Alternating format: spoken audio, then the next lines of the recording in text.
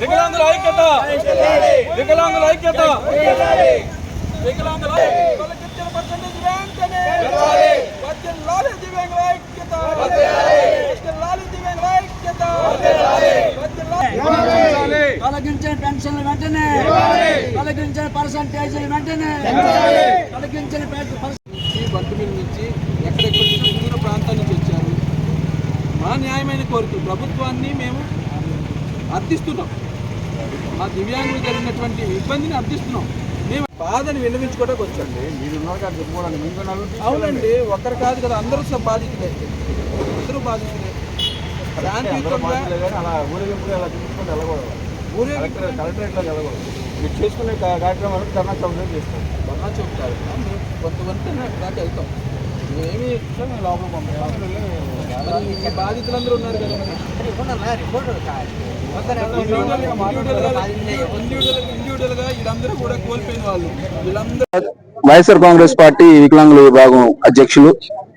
ఈరోజు ఏదైతే ప్రభుత్వం అమలు చేస్తున్నటువంటి మొండి వైఖరి ఏదైతే ఉందో, దివ్యాంగుల పట్ల చూస్తున్నటువంటి వివక్ష ఏదైతే ఉందో దాన్ని ప్రశ్నించడానికి ఈరోజు మచిలీపట్నం కలెక్టర్ గారి కార్యాలయానికి రావడం జరిగింది. పెద్ద ఎత్తున దివ్యాంగులందరూ జిల్లాలో ఉన్నటువంటి ప్రతి ఒక్క నియోజకవర్గం నుంచి ఎవరైతే పెన్షన్లు అర్హులై ఉండి వారి పెన్షన్ కోల్పోయారో, ఎవరైతే అర్హులుగా ఉండి వారి యొక్క పర్సంటేజ్ కోల్పోయారో వారందరి పక్షాన న్యాయం చేయాలని చెప్పేసి ప్రభుత్వానికి వినియోగించుకోవడానికి ఈరోజు రావడం జరిగింది. మేము ఒకటే అడుగుతున్నాం, ఎందుకని దివ్యాంగుల పట్ల ఇంత వివక్ష చూపుతున్నారని చెప్పేసి అడుగుతా ఉన్నాం.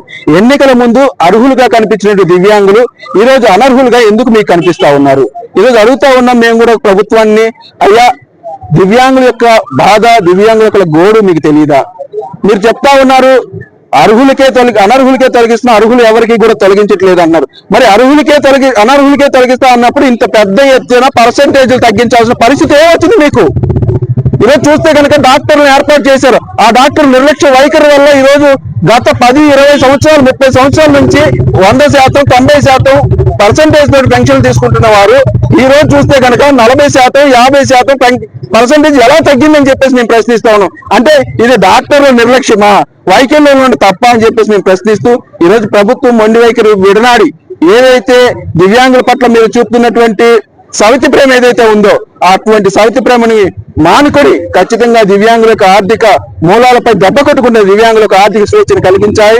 ఏదైతే వారికి దివ్యాంగులకు పెన్షన్ అనేది హక్కు, అటువంటి హక్కును మీరు కాపాడే ప్రయత్నాలు చేస్తే కనుక ఖచ్చితంగా దివ్యాంగులందరూ కూడా సంఘటితమై వారి యొక్క న్యాయమైనటువంటి హక్కు ఏదైతే ఉందో దాన్ని సాధించుకోవడానికి సిద్ధంగా ఉన్నాం.